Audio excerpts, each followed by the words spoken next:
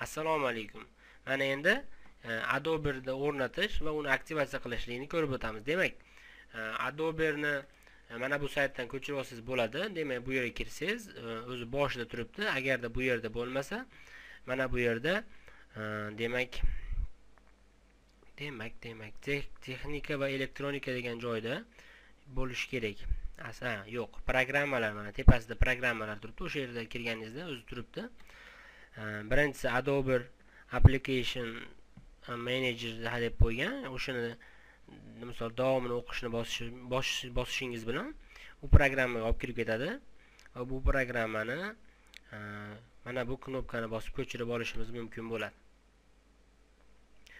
Buni bosganimizdan keyin Yandexga kiradi. Bu yerdan yana sketchatni bosamiz. Yoki orqaga qaytish yo'li bilan yoki boshqatdan kirish yo'li bilan misol keyingi Adobe ni aktivatsiya qilishni ham ko'chirib olamiz. Adobe Photoshop aktivatsiya deb qo'ygan. Demak, o'shini bosamiz. Bosib davomini o'qishni bosamiz. Kiramiz va unda ham mana shu knopkani bosamiz, ko'chirib olishni. Sketchat deganini bosamiz.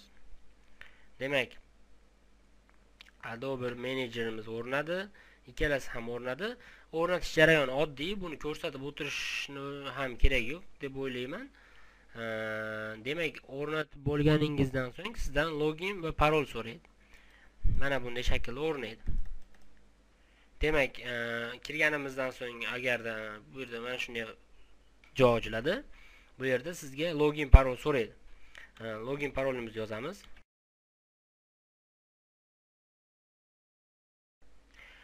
Bu yerda yana bir nechta joylarni to'ldirishga to'g'ri keladi. Misol, tug'ilgan kuningiz yoki shunga o'xshagan narsalarni so'raydi. Siz o'sha yerdan o'zingizning aynan shu tug'ilgan kuningizni yoki boshqa narsalarni belgilab turib davom ettirishingiz mumkin. Bu yerda hozir обновление so'rayapti menda. Ya'ni boshda mana shu narsalar so'raydi. Men buni o'rnatib bo'lganim, o'rnatmadim, sababi o'rnatish jarayoni juda ham oddiy. Har qanaqa kompyuter ishlatgan odam bemalol o'rnata oladi. Bu yerda ruskiy hamma yo'q tushunarli tilni tanlaymiz. Принимаю qilamiz yoki shu tanlagan tilingizdagi принимаюni bosishingizga to'g'ri keladi. Undan so'ng bizda ekranimizning chekkasida mana bunday joy ochiladi. Bu yerda nimasi bor desa, bu yerda mana bunday har doim kompyuterni yoqqanda avtomatik bu programma yonib qoladi login parol bilan kirgandan so'ng va aynan mana shunaqa belgi chiqib qoladi. Ko'rayotgan bo'lsangiz kerak. Aynan ana shunaqa belgi bosganimizda bizda o'sha ishlayotganligini ko'rsatib beradi. Endi undan so'ng yana bir marta bunga kirishimizga to'g'ri keladi yoki aynan pastdagini ana shu knopkasini bosishimizga to'g'ri keladi. Demak, menda programmani обновить qilishlikni so'rayapti. Agarda sizda ham shunday chiqadigan bo'lsa, dani bosasiz, boshda chiqadi yes, no yoki da, нет deb bosganingizdan so'ng avtomatik bu programma обновление bo'laveradi. Demak, обновление bu bo'ldi. Sizlarda aynan mana shu holat boshda chiqadi. Bez обновленияsiz ana shu chislalarni ko'rsatib login parol terganing. Bizda keyingi joyda mana bunda ikkita yozuv chiqadi. Birinchisi предложенияларni o'rnatish, ikkinchisi hali Behance degan narsa bilan bog'lanishni so'rayapti. Demak, bizga Behance degan narsaga bog'lanish hozir kerak emas, tepadagini bosishimiz kerak bo'ladi. Ikkalasidan o'zingizga xohlagan tanlang. Bu yerda programmalar chiqadi, ya'ni barcha sizni kompyuteringizga tushadigan barcha programmalar chiqadi. Siz bu yerdan xohlaganingizni o'rnatishingiz mumkin bo'ladi. Asosan chiqadigan programmalar shulardan iborat bo'ladi. Ko'pincha shular chiqadi. Sababi ko'p narsalarga shular ketadi. Ya'ni video montaj qilishlik uchun videoni aynan video sohasini tanlashingiz kerak bo'ladi. Demak, misol mana buni o'rnatish kerakmi?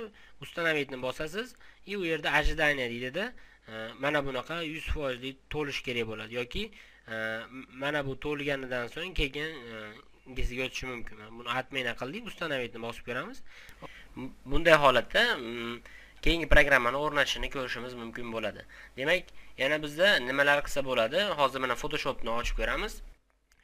Hozir Photoshopimizni ochamizda, hozirgi yo'l bilan aktivatsiya qilishimiz oqibatida biz bemalol xohlagan o'rganib olsak agar shu aktivatsiya qilishlikni xohlagan Photoshopimizni aktivatsiya qilishimiz mumkin. Ya'ni xohlagan Photoshopimizni 30 kunlik emas yoki 10 kun, 5 kunlik emas, umuman o'zimizniki qilib olishimiz mumkin bo'ladi.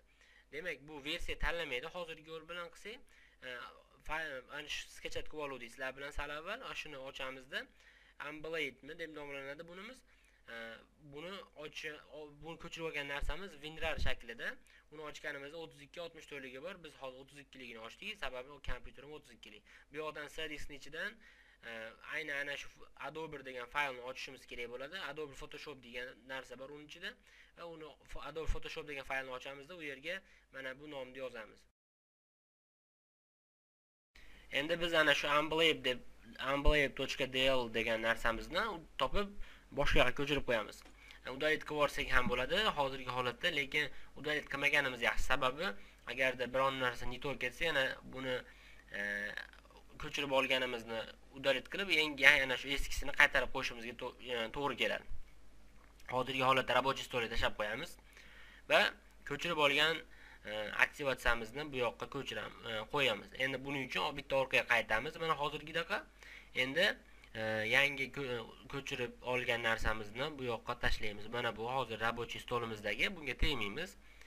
Demak, buni olamizda ana shu yerdan mishkamizning chap tugmasini bosib, tortib, ana shu faylni ichiga tashlab qo'yamiz. Продолжить deganni bosamiz yoki davom etishni.